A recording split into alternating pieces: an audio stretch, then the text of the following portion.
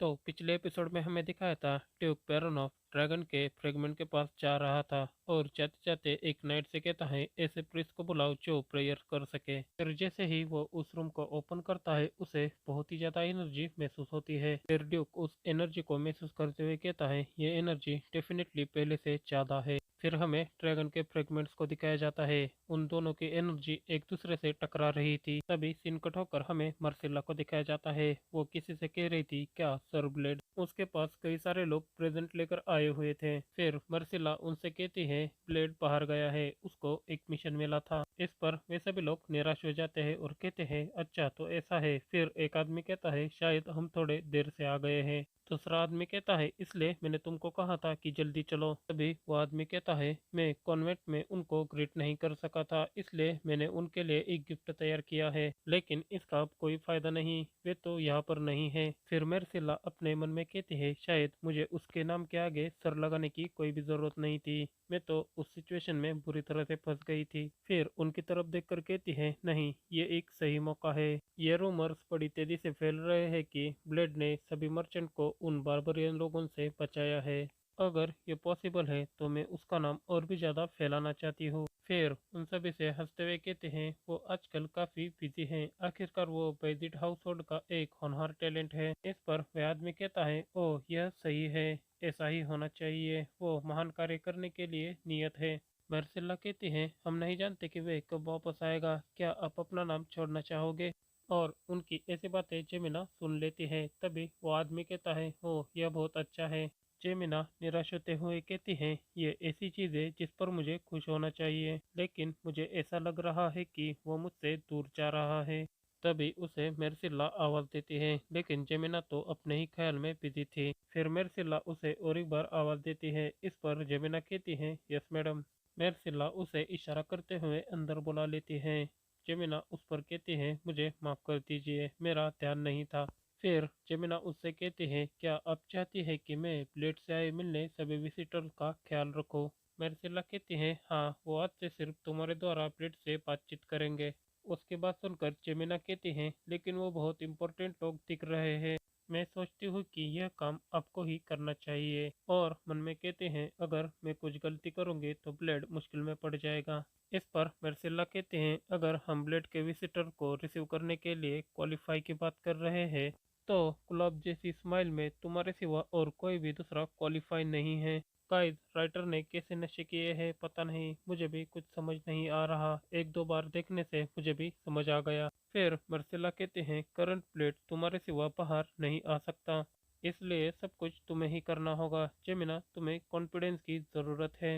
इस पर जेमिना कहते हैं क्या मैं ऐसा कर पाऊंगी। मर्सिला कहती हैं हाँ तुम्हें ही करना होगा। तभी जेमिना कहते हैं लेकिन मुझसे कई सारी गलतियां हो जाती हैं, मुझे पता नहीं कि मैं ये कैसे करूंगी। मेरसिला हंसते हुए कहते हैं तो क्या हुआ तुम इतनी गलतियां करती हो, ब्लेड को तुम्हारे लिए इतना तो जोखिम उठाना ही चाहिए। फिर उसका हाथ पकड़ते हुए कहते हैं मैंने सुना है कि ब्लेड ने तुमसे मदद की रिक्वेस्ट की है एक घोड़े को अपनी तरफ लाने में, मुझे लगता है उसे अभी भी तुम्हारी जरूरत है, तो चलो मेरे रूम में चलते हैं। फिर जेमिना कहती है लेकिन आपके रूम में क्यों जाना है। तभी मेरसिला हंसते हुए उसकी तरफ देखकर कहते हैं बैटलफील्ड में केवल लड़के ही नहीं जाते, यहाँ तक लड़कियों के पास भी अपना एक बैटलफील्ड है। ठीक वैसे ही जैसे जॉर्ज ने ब्लेड को एक डैगर दिया था। उसकी ऐसी बातें सुनकर जेमिना को तो कुछ भी समझ नहीं आता।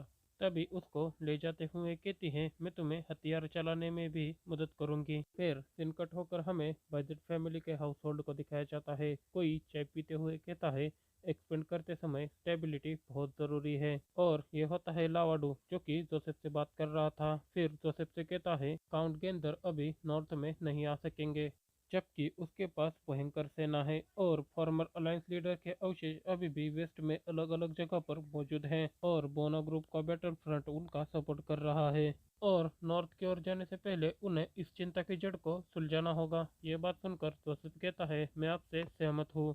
लावाडू कहता है हालांकि मैं इस बात पर चिंतित हूँ, ये सुनकर जोसेफ कहता है, लेकिन किस बात पर? लावाडू कहता है, मेरे पास जो डुकेट टोकन है, एक ही रीजन है जिसके कारण मैं सोचता हूँ कि मेरा लास्ट मिशन का यूज पेज्ड हाउस होल्ड के किसी सर्वेंट पर किया जाना चाहिए। अगर आपको लगता है कि ये एक कोल्ड हार्टेड डिसीजन है तो आप इसे ऑफेंड कर सकते हैं, लेकिन अगर मुझे सचमुच बेजेड हाउस होल्ड को एडवाइस देनी हो तो मैं यही कहूंगा कि वेस्ट के नाइट पहले ही नॉर्थ के नाइट से बहुत आगे निकल चुके हैं। इस पर जोसेफ कहता है, तो ऐसा है, मुझे लगा ही था। लावाडो कहता है, ऐसा लगता है कि मैं बहुत ज़्यादा ही सोचने लगा हूँ। जब मैं सबसे लोवेस्ट पाथ पर चलता हूँ और वेस्ट के नाइट को देखता हूँ तो मेरे मन में ऐसे थॉट्स आते हैं कि मैंने वो नहीं किया जो मुझे करना चाहिए था। जो वापस नॉर्थ टेरिटरी किसी भी अन्य टेरिटरी की तुलना में ज़्यादा स्ट्रॉन्गर और होनरेबल है, और एक मॉन्स्टर ने बारबरियन लोगों को बिना आराम किए ही भगा दिया, जो नॉर्थन हवा की कोल्ड से भी ज़्यादा कोल्डर है। और कोल्ड हार्टेड वाले सेंट्रल के लोगों के द्वारा दिखाया गया ये भेदभाव है।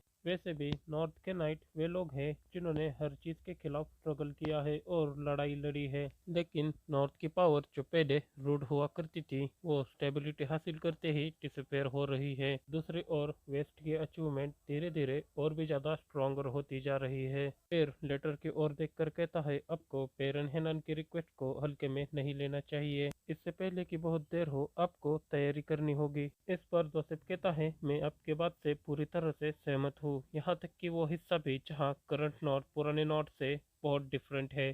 तभी खिड़की के बाहर देखकर कहता है, फिर भी उत्तर में बहुत अच्छे फल पैदा होते रहे हैं, और हंसने लगता है। इस पर लाउडो कहता है, बहुत बढ़िया, यह सही है। ओल्ड जनरेशन की जगह लेने के लिए हमेशा न्यू जनरेशन आगे आएगी। फिर ब्लेड आगे देखकर कहता है, ये क्या है, यहाँ पर इतने सारे लोग क्यों आए हैं? अभी सिस्टम कहता है, यहाँ कुछ तो इंटरेस्टिंग है, वो डेफिनेटली इसे देखने के लिए बाहर आएंगे। ब्लेड कहता है, क्या इंटरेस्टिंग? सिस्टम कहता है, तुमने अब तक क्या किया है इसके बारे में सोचो। तुमने तुम्हारे घोड़े को अंदर लाने के लिए उसकी आंखें ढकने की कोशिश की, उस पर ब्रूट फोर्स करने की कोशिश की, और उसे खाने से लुभाने की भी कोशिश की, और लास्ट में तुमने भीख मांगकर अपना सिर भी झुकाया। तभी ब्लेड सिस्टम से कहता है, बस करो, ये सब कुछ मैंने किया है तो क्या हुआ? इस पर सिस्टम कहता है, जिस यंग लड़के का नाम का वैल्यू इतना बढ़ रहा है उसे एक घोड़े ने असहाय बना दिया, ये इंटरेस्टिंग कैसे नहीं हो सकता? ब्लेड कहता है, हालांकि मुझे नहीं लगता कि ये इतने सारे लोग इकट्ठा होने का रीजन है। तभी वो दोनों किसी को देखकर काफी ज्यादा चौंक जाते हैं, और ये होती है जेमिना, जो ब्लेड से कहते हैं, तुम मुझे कब तक इंतजार करवाओगे? ब्लेड कहता है, आखिरकार तुमने ऐसे कपड़े क्यों पहने हैं?